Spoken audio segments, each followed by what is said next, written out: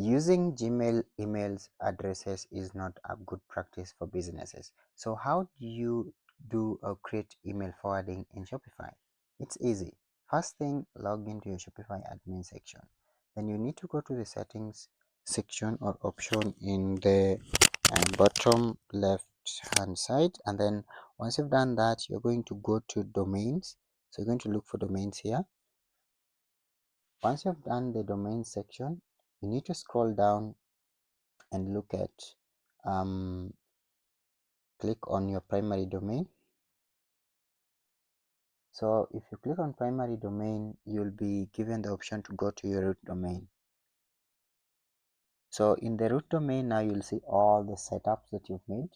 So you have all this here, then you scroll down and you see email forwarding here. Now we already have like pre-existing email forwarding, but if I wanted to add one, so if example I have info, I have sales, I have support. If I wanted to add something like inquiry, I'll just say add a forwarding email. So I'll say inquiry at mysite.com. So in this case, I'm just going to use this, and then after doing that, okay, let me just remove this because already the mysite.com has been added here because that's the primary domain.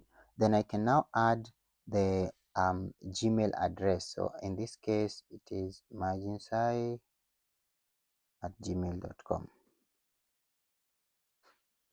Now once I've done this, if I save this right now, the that forwarding email will have been created. So anyone who sends an email through this here will have their email forwarded to this address, which now you can access from your Google or Gmail account.